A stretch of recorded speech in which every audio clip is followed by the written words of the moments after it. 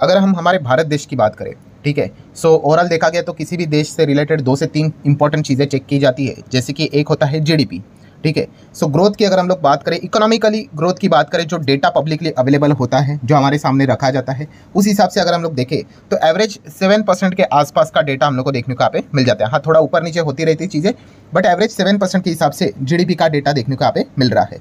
Similar way अगर हम लोग बात करें हमारा इन्फ्लेशन का डेटा, ठीक है, उसके ऊपर भी फोकस यहाँ पे रखा जाता है, ठीक है, क्योंकि इन्हीं डेटा के चलते बहुत कुछ चीज़ें भविष्य में, मतलब सेंट्रल बैंक की पॉलिसियाँ क्या होगी, वो इन्हीं डेटा के ऊपर निर्भर रहती है। एंड इन्फ्लेशन की बात करें, रिसेंटली जो हम लोगों ने देखा था, हर किसी को झटका लग गया था, ठीक है, 5.81 का अनुमान था, एंड एक्चुअल में डेटा तो भाई 6% को भी पार कर गया, एंड वो भी बहुत अच्छा खासा 6.25%, ठीक है।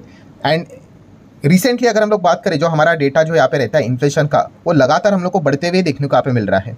जैसे कि अगर हम लोग बात करें, जो सितंबर में डेटा आया था 3.55 एक्सपेक्टेड था, एक्चुअल में 3.65 आया, देन 5 एक्सपेक्टेड था, वो आप देख सकते हो, उसके बाद 5.5 आया, एंड इस वक्त तो हद ही पार कर दी, 5.81 एक्सपेक्टेड था, वो 6.21 निकल कर आया। सो हम लोग डेफिनेटली कह सकते हैं इन्फ्लेशन बहुत बड़ा कंसर्न देखने को यहाँ पे मिल रहा है, एंड इसी चीज़ के चलते इंटरेस्ट रेट कट हम लोग को लगातार डिले होते हुए देखने को यहाँ पे मिल रहा है। एंड इंटरेस्ट रेट कट की बात करें, काफ़ी लोग पूछते भी है कि अच्छा होता है कि बुरा होता है। ऑब्वियसली ऑन पेपर अगर हम लोग बुकिश नॉलेज की बात करें तो डेफिनेटली अच्छा होता है, बट इसका भी टाइमिंग होता है।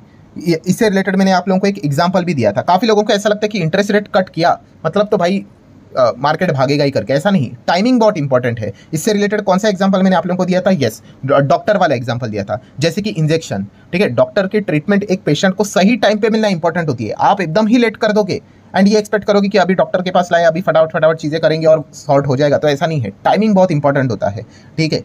सो सेम वैसा ही इंटरेस्ट रेट कट से रिलेटेड भी होता है कि अगर टाइमिंग अगर मिस यहाँ पे हो गई तो उसका जो पॉजिटिव इंपैक्ट आना चाहिए इकोनॉमी के ऊपर, वो अगर डिले हो गया फिर 2008 जैसी घटनाएं हो जाती है, ठीक है। सो इसीलिए इंटरेस्ट रेट कट से रिलेटेड हर कोई इंतजार करता है, बट फिलहाल जिस प्रकार के इन्फ्लेशन देखने को मिल रहा है, हर किसी की उम्मीद टूटते हुए देखने को मिल रही है। एंड उसके बाद जो फोकस चला जाता है वो आरबीआई की ओर ही फोकस रहता है कि आरबीआई क्या बोल रहा है। आरबीआई क्या बोल रहा है मतलब आरबीआई के गवर्नर क्या बोल रहे हैं, उन्हीं के ऊपर फोकस रहता है। सो रिसेंटली आरबीआई गवर्नर का एक और लेटेस्ट इंटरव्यू हम लोग को देखने को मिल चुका है, उसी के ऊपर हम लोग का फोकस भी रहता है। एंड वही चीज़ें मैं आप लोगों के सामने यहाँ पे रखना चाहूँगा, तो आप भी अपडेटेड यहाँ पे रह पाओगे।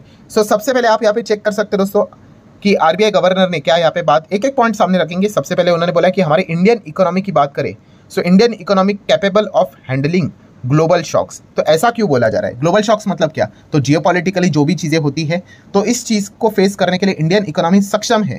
तो ये पॉइंट उन्होंने फिलहाल तो सामने रखा है। ये शुरुआत सबसे हुई थी रशिया वर्सेस यूक्रेन से, अगर शॉर्ट पीरियड की अगर हम लोग बात करें तो, ठीक है। रशिया यूक्रेन के साथ ये डिस्टर्बेंस स्टार्ट हुआ था, फिर मिडल ईस्ट में ये डिस्टर्बेंस देखने को मिल गया, एंड उसके बाद अमेरिका में इलेक्शन देखने को मिल गया, वहाँ पे जो सरकार बदलते हुए देखने को मिल गई, ट्रम्प चुनकर आ चुके हैं। सो वो भी अपनी पॉलिसियाँ बदलेंगे, एंड अमेरिका की जो भी पॉलिसियाँ चेंज होती है उसका डायरेक्ट इम्पैक्ट दुनिया भर के देशों के ऊपर पड़ते हुए देखने को मिल जाता है, जिसमें हमारा भी देश आ जाता है। सो यही वो पॉइंट बताने की कोशिश कर रहे हैं कि इस प्रकार का अगर कोई भी शॉक अगर आ भी गया ग्लोबल लेवल से, तो भी हमारी इकोनॉमी काफ़ी स्ट्रांग है कि उस शॉक को वो एब्जॉर्ब कर ले, हैंडल कर ले करके।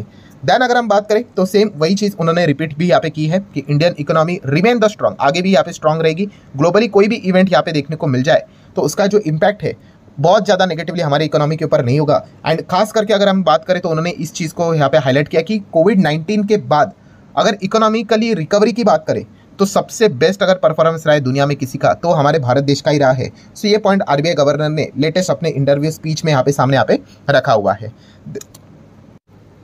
देन अगर हम लोग बात करें दोस्तों तो उनके जो भी स्पीचेस हम लोगों को देखने को मिल जाते हैं, ठीक है, इसमें हर कोई इंतजार कर रहा था कि वो फॉरेन एक्सचेंज के बारे में क्या बोलेंगे। मतलब देखिए, फॉरेन एक्सचेंज रिजर्व्स की बात करें तो लेटेस्ट हम लोगों ने देखा था कि हमारा फॉरेन एक्सचेंज रिजर्व जबरदस्त गिरा था। कब कहाँ तक गिर के रुक गया?